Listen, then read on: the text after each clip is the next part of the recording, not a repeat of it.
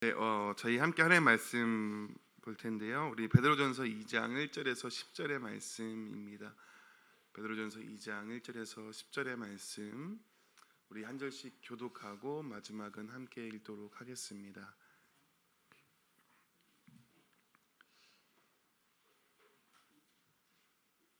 네, 제가 먼저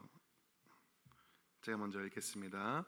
그러므로 모든 악독과 모든 기만과 외식과 시기와 모든 비방하는 말을 버리고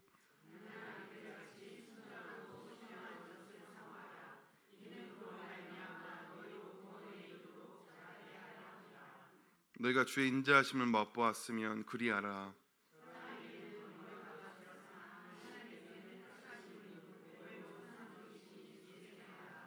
너희도 산돌같이 신령한 집으로 세워지고 예수 그리스도로 말미암아 하나님이 기쁘시게 받으실 신령한 제사를 드릴 거룩한 제사장이 될지니라.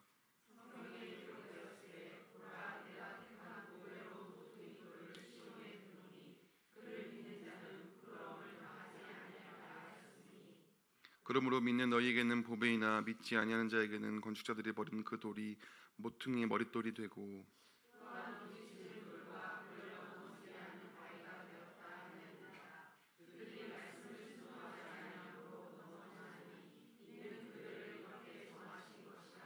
그런 너희는 택하신 족속이요 왕같은 제사장들이요 거룩한 나라요 그의 소유가 된 백성이니 이는 너희를 어두운 데서 불러내어 그의 기이한 빛에 들어가게 하시니 아름다운 덕을 선포하게 하려 하심이라.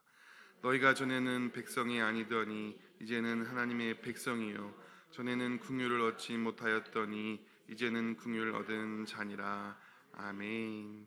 이 말씀 가지고 이제는 하나님의 백성이라라는 제목으로 하나님 말씀 나누도록 하겠습니다. 다락방 이제 신방을 하고 있는데 다락방 신방 중에 한 성도님께서 자신이 이제 결혼 생활을 시작하게 된 것을 이야기하시면서 자신은 결혼을 하면서 사회 생활은 끊고 가정 생활을 시작했다는 엄청난 고백을 해주신 적이 있습니다. 거의 가정 생활을 끊으면 안 되죠. 사회 생활은 끊고 가정 생활을 시작했다는 거의 세우신께 최수종 같은 그런 고백이 아닐까 싶었습니다. 긴장하게 됐습니다. 무슨 말입니까? 이제 남편이 됐으니까 또 한 가정의 가장이 됐으니까 나는 이제 앞으로 남편으로서 가장으로서 살겠다는 어떤 그 정체성, 그 소명을 잘 담은 고백 아니겠습니까? 신앙에 있어서도 마찬가지죠. 성경에서는 우리의 어떤 과거를 청산하고 이제 새로운 정체성과 소명을 부여해 주십니다. 어떤 정체성과 소명입니까? 오늘 우리가 읽은 9절과 10절의 말씀에서 나오는 것입니다. 그러나 너희는 택하신 족속이요 왕같은 제사장들이요 거룩한 나라요 그의 소유가 된 백성이니. 그리고 10절에 너희가 전에는 백성이 아니더니 이제는 하나님의 백성이요. 우리의 정체성은 무엇입니까? 이제 우리가 하나님의 백성이라는 사실입니다. 그 류시아 시인의 꽃이라는 시 잘 아시죠? 내가 그 이름을 불러주기 전에는 그는 다만 하나의 몸짓에 지나지 않았다. 내가 그의 이름을 불러주었을 때 그는 나에게로 와서 꽃이 되었다 라는 이 신말이 있는데, 하나님께서 우리를 부르시기 전에 우리 어떤 존재였습니까? 죄인이었습니다. 허무한데 종로를 타던 그런 죄인이었습니다. 그러나 하나님께서 우리를 부르셨을 때 우리는 어떤 존재가 되었습니까? 하나님의 백성, 택하신 족속, 왕같은 제사장, 거룩한 나라, 소유된 백성이라는 엄청난 어떤 정체성과 소명을 우리에게 부여해 주셨습니다. 이 평범한 아브라함을 믿음의 조상으로, 또 어부였던 베드로를 사람을 낚는 어부로, 또 바울을 복음 전도자로 부르시고 살게 하셨던 것처럼 하나님은 우리를 하나님의 백성으로 부르시고 그 부르심이 곧 우리의 정체성이 되어서 하나님의 백성으로서 이 땅 가운데 살아가게 하십니다. 사랑하는 성도님들, 하나님께서 성도님을 하나님의 자녀로 부르셨습니다. 하나님의 백성으로 부르셨습니다. 교회로 부르셨습니다. 모든 민족을 제자 삼는 사명자로 부르셨습니다. 점점 아멘 소리가 줄어들고 있습니다. 그런 사명자로 하나님의 백성으로 부르셨다는 것이죠. 이 부르심이 곧 우리 성도님들 또 저의 정체성이 되는 것입니다. 세상은 우리가 누구인지를 성과로서 증명하고 정의하려고 하죠. 얼마나 돈을 벌었냐, 얼만큼 일을 했냐, 얼마나 성공했냐로 우리의 정체성을 이야기하고자 합니다. 또 경쟁하고 비교해서 우리를 증명하게 하려 하고, 또 어떤 학교, 어떤 동네, 어떤 집안, 어떤 소속으로서 우리를 증명하라고 말하고 있습니다. 그러나 우리의 정체성은 이 하나님의 말씀 가운데 있는 것이죠. 그런데 우리 또한 사회에서 인정받고 성공하기 위해서 달려가다 보면, 결혼하고 또 정신없이 자녀를 키우다 보면 하나님이 주신 정체성과 그 부르심이 희미해질 때가 있습니다. 내 정체성을 잃고 이 세상에 흘러가는 대로 그냥 동조해서 살아갈 때가 우리 가운데 있는 것이죠. 마치 하나님이 부르시기 전에 허무한 데 종로로 타던 그 죄인의 모습처럼 살려고 할 때가 많습니다. 그러나 우리는 이 하나님의 부르심, 그 정체성을 꼭 붙잡고 살아가야 합니다. 오늘 본문 이 베드로 사도는 그러한 성도들을 향해서 권면하고 있는 것입니다. 이 박해와 고난 가운데에서 세상 가운데 흩어진 성도들을 향해서 너희는 하나님께서 택하신 백성임을, 그 정체성을 잃지 말아라. 그 정체성을 붙들고 세상 가운데에서 복음을 살아내라라고 말씀하고 있는 것입니다. 세상 가운데 있지만, 고난 가운데 사는 그런 힘든 상황이지만 잠시 거쳐다니는 이 세상에서 그 부르심과 그 정체성을 찾지 말고 이 말씀 가운데, 이 복음 가운데 너의 정체성을 찾고 부르심을 찾아 살아가라라고 말씀하고 있는 것이죠. 이렇게 매일 그 정체성을 붙들고 믿음으로 살아가는 삶은 어떠한 삶일까요? 첫 번째로 같이 한번 읽어보겠습니다. 시작. 갓난아기처럼 말씀을 사모하라. 이제 하나님 백성 되어서 살아가는 우리의 첫 번째, 이 말씀을 사모해야 한다는 것이죠. 우리 2절 말씀 한번 다시 한번 같이 읽어보겠습니다. 시작.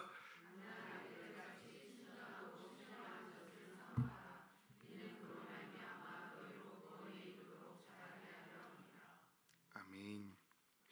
갓난아기같이 순전하고 신령한 젖을 사모하라고 말씀하고 있습니다. 여기 나오는 순전하고 신령한 젖은 무엇입니까? 말씀입니다. 네, 앞에 1장 23절을 보면 너희가 거듭난 것은 하나님 말씀으로 되었다라고 말하고 있습니다. 우리가 말씀으로 거듭나고 말씀으로 새로 태어났기 때문에 우리가 먹을 젖은 말씀인 것이죠. 이렇게 순전하고 신령한 젖은 그 말씀을 누구처럼 사모해야 된다고 말하고 있습니까? 갓난아기처럼 사모해야 된다라고 말씀하고 있습니다. 제가 예전에 이 말씀을 전할 때는 그냥 제 3자의 입장에서만 전했는데 드디어 저의 입장에서 이 말씀을 읽고 해석할 수 있게 되었습니다. 갓난아기가 젖을 어떻게 사모하는지 제가 지금 8개월째 지켜보고 있습니다. 아이가 배가 고프면요, 아내랑 저랑 같이 공유하는 이미지가 사자같이 엄마의 젖을 향해 달려들더라고요. 막 이렇게 들이댑니다. 배가 고프면 엄마를 향하여서 마치 사자가 먹잇감을 노려보듯이 시선을 떼지 않습니다. 계속 쳐다보고 있습니다. 그리고 엄마가 안아주면 그 젖으로 사자처럼 파고드는 것이죠. 그런데 배고플 때 이 엄마가 시야에서 사라지면 어떻게 되는지 아십니까? 죽어라고 울기 시작합니다. 엄마가 사라지면 죽어라고 울기 시작합니다. 그래서 제가 데려와가지고 이것저것 별의별 일을 다 해봤는데 아이가 진정되거나 만족하지 않더라고요. 엄마의 품에 안겨서 젖을 먹어야만 달래지고 만족하는 아이의 모습을 볼 수 있었습니다. 우리가 말씀을 사모해야 하는데 어떻게 사모해야 된다고요? 갓난 아기처럼 사모해야 합니다. 그 말씀을 향하여서, 그 말씀의 젖을 향하여서 우리의 전 신경이, 우리의 모든 마음이 그것을 향해서 갈망함으로 나아가야 합니다. 저돌적으로 말씀을 읽고 묵상하고 암송해야 합니다. 말씀이 보이지 않을 때 우리는 죽어라고 울어야 합니다. 주여 내게 말씀하여 주시옵소서. 내가 말씀 없이는 진정되지 못합니다. 내가 말씀이 아니면 만족할 수 없습니다라고 말씀을 향하여서 갈망하는 심령으로 매일매일 그 말씀을 먹어야 하는 것이죠. 사랑하는 성도님들, 말씀을 갓난아기처럼 사모하십시오. 말씀을 최우선 목표로 정하십시오. 오늘 먹지 않으면 내가 죽겠구나 라고 생각하십시오. 혹시 금식 기도 해본 적 있으신가요? 며칠까지 해보셨습니까? 3일 해보셨고요. 성공하셨습니까? 대단하십니다. 저도 마찬가지로 3일 금식 기도를 도전해 보았습니다. 도전. 어떻게 됐을까요? 실패. 바로 실패했습니다. 금식 기도원에 가서 해보려고 이렇게 3일 해봤는데 둘째 날 점심에 무너졌습니다. 금식 기도원에서 밥을 왜 이렇게 맛있게, 또 심지어 뷔페로 차려주는지, 저도 모르게 먹고 있는 저를 발견할 수 있었는데요. 왜 그러냐면 둘째 날 점심부터 제 손이 덜덜덜 떨리는 겁니다. 기도할 힘이 안 나고 곧 죽을 것 같은 그런 느낌이었습니다. 그렇게 실패했지만 밥 먹고 또 열심히 힘내어 기도했습니다. 실패가 아니었죠. 아무튼 그러면서 제가 느꼈던 거, 또 말씀 준비하고 생각했던 건 뭐냐면, 이렇게 하루만 배가 고파도 내가 이렇게 벌벌 떨고 죽겠고 그 밥밖에 생각이 안 났는데, 내가 영적인 허기짐을 좀 느낄 수 있었으면 좋겠다. 이 말씀을 향한 배고픔을 좀 내가 느낄 수 있었으면 좋겠다. 그런 은혜가 나한테 좀 있었으면 좋겠다라는 생각이 들었습니다. 이 말씀을 안 먹어도 배고프지도 않고, 말씀을 내가 안 먹어도 이 설교단에 쓸 수도 있고, 말씀을 안 먹어도 아무렇지 않은 나의 삶이 너무나 안타깝게 느껴졌습니다. 바라기는 저와 우리 성도님들 가운데 이 말씀을 사모하기를 간절히 소망합니다. 특히나 이 말씀을 향한 그런 목마름, 배고픔을 느낄 수 있는 은혜가 있기를 간절히 축원합니다. 그래서 우리가 말씀으로 좀 배부른 저와 성도님 되셨으면 참 좋겠습니다. 또한 이렇게 우리가 순전하고 신령한 젖은 말씀을 사모할 때 우리가 어떻게 되나요?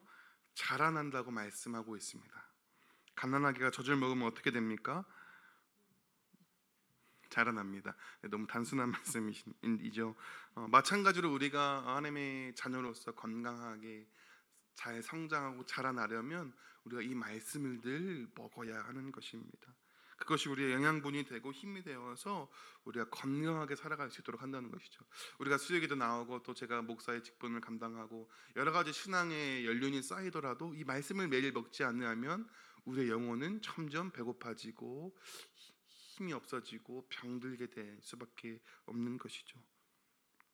그런 의미에서 성경 통독 잘 하고 계십니까? 굉장히 작은 목소리로 아멘이라고 하셨습니다. 정말 잘하고 계신가요? 이제 5월 말쯤 돼서 중도 포기자가 속출하기 시작할 때가 되긴 했습니다. 포기하지 마시고 말씀을 계속해서 읽어내십시오.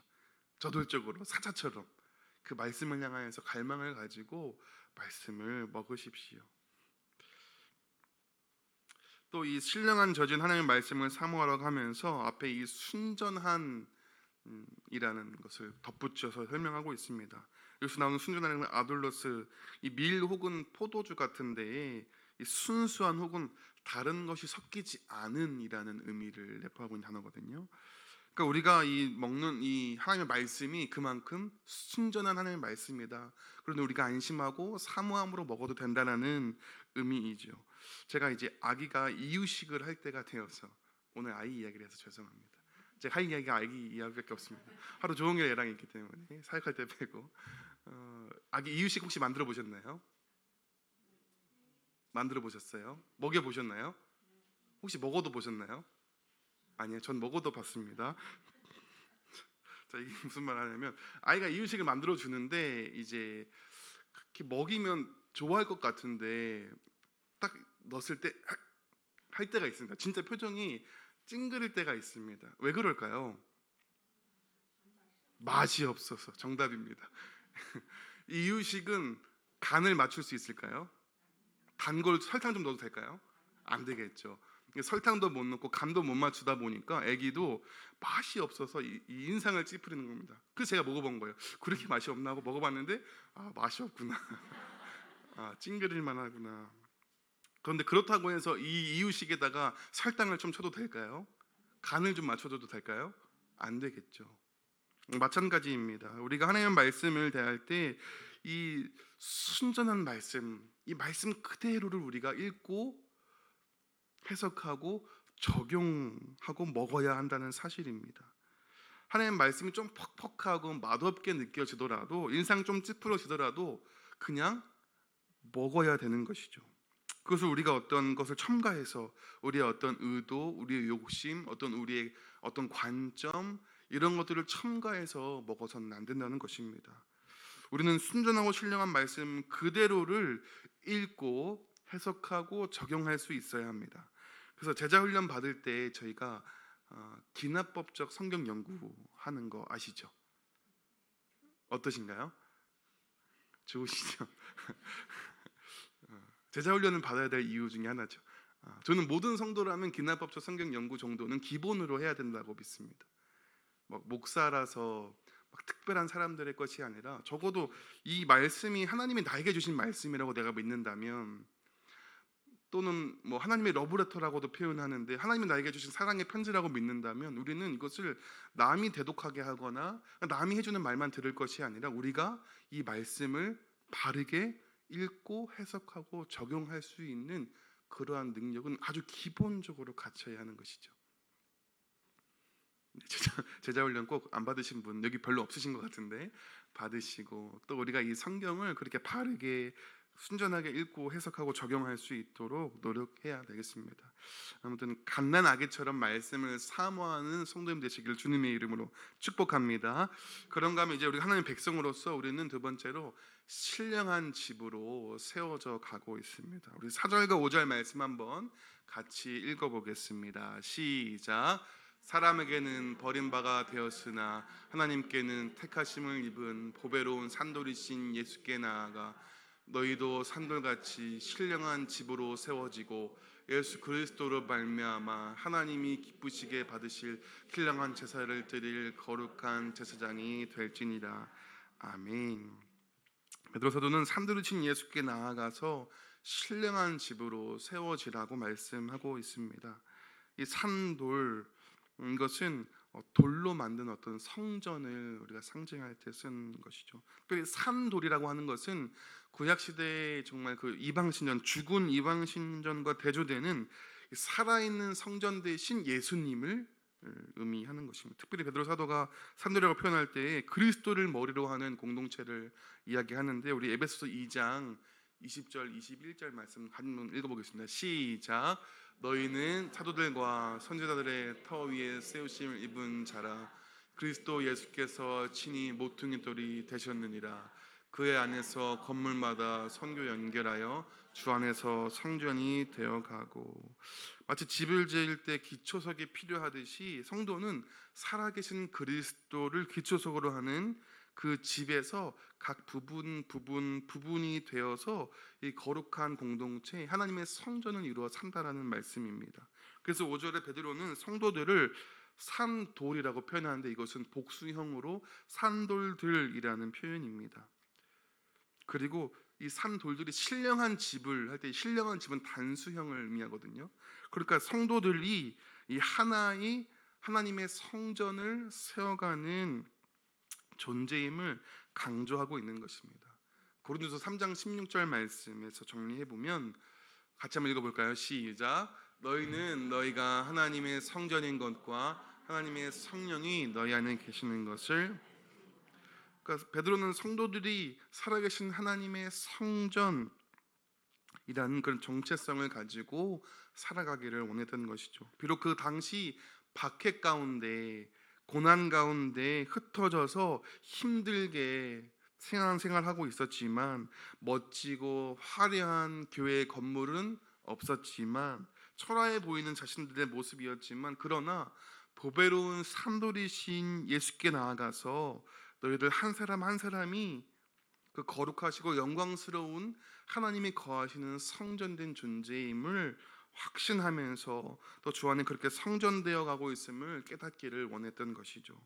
사랑하는 성도님들 신령한 집으로 하나님이 거하실 성전으로 지어져 가고 계십니까? 거룩한 하나님의 성전이라는 정체성을 가지고 살고 계십니까?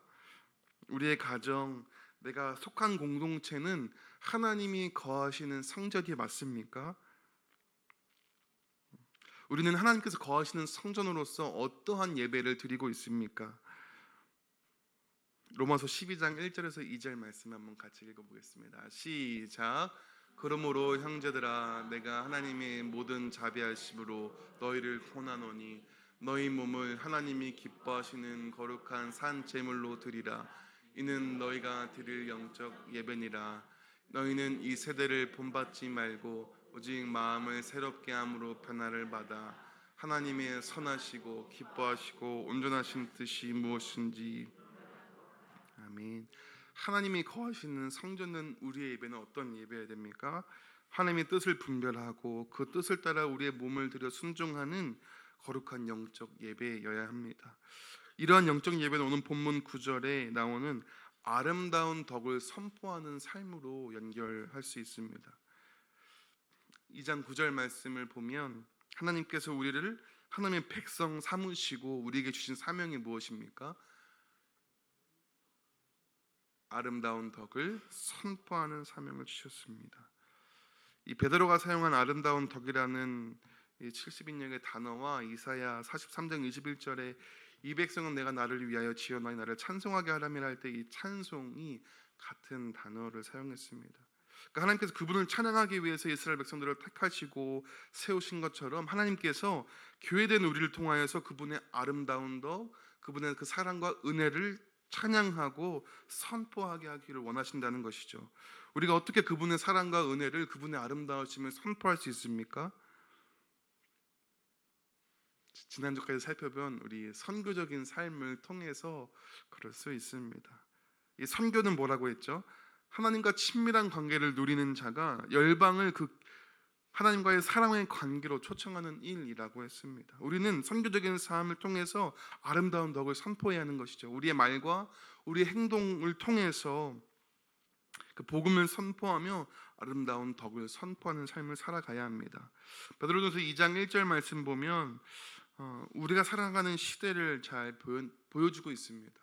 악덕이 많고 기만이 많고 외식하고 시기하며 서로 비방하고 분열하는 악독이 가득한 이 시대 가운데, 이 어두운 시대 속에서 우리는 어떻게 이 아름다운 덕을 선포해야 할까요?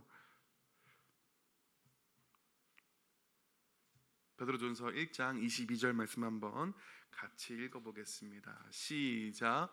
너희가 진리를 순종함으로 너희 영혼을 깨끗하게 하여 거짓이 없이 형제를 사랑하기에 이르렀으니 마음으로 뜨겁게 서로 사랑하라. 하나님에 대한 이 어두운 시대 속에 빛을 비추고 이 차갑고 혼란한 이 죄된 세상 속에서 하나님의 아름다운 덕을 선포하는 하나님에 대한은 무엇입니까? 거짓 없이 형제를 사랑함입니다. 뜨겁게 서로 사랑함으로 우리는 그 하나님의 아름다운 덕을 선포할 수 있는 것입니다. 그리스도께서 우리를 용납하시고 용서하신 것처럼 하나님의 사랑으로 거짓 없이 사랑하며 살아갈 때에 우리는 그런 우리의 삶을 통해서 아름다운 덕을 선포하며 나아갈 수 있는 것이죠. 말씀을 좀 마무리하겠습니다. 사랑하는 성도 여러분, 오늘 베드로전서 2장 9절 말씀은 우리의 정체성을 분명하게 말씀해주고 있습니다. 우리의 정체성이 무엇이라고요? 이제 하나님의 백성입니다. 하나님께서 우리를 부르신 그 사명은 무엇입니까? 아름다운 덕을 선포하게 하려 함이라고 말씀하고 있습니다. 하나님께서 우리를 택하시고 구원하시는 것은 단순히 구원에서 끝나지 않습니다. 우리를 통해서 하나님의 그 사랑과 은혜, 그 아름다움을 드러내고자 하셨습니다. 그렇다면 우리가 어떤 삶을 살아가야 할까요? 하나님 백성이라는 그 정체성이 교회 안에서만 머물러서는 안 됩니다. 우리의 가정을 나아가서, 우리의 일터에서, 또 우리의 관계 가운데에서, 우리의 삶의 모든 부분에서 하나님의 백성이라는 그 정체성을 유지하고 우리 안에 계시는 그 하나님의 그분의 그 아름다운 덕을 선포해야 하는 것입니다. 사랑하는 성도들, 우리는 그분의 백성입니다.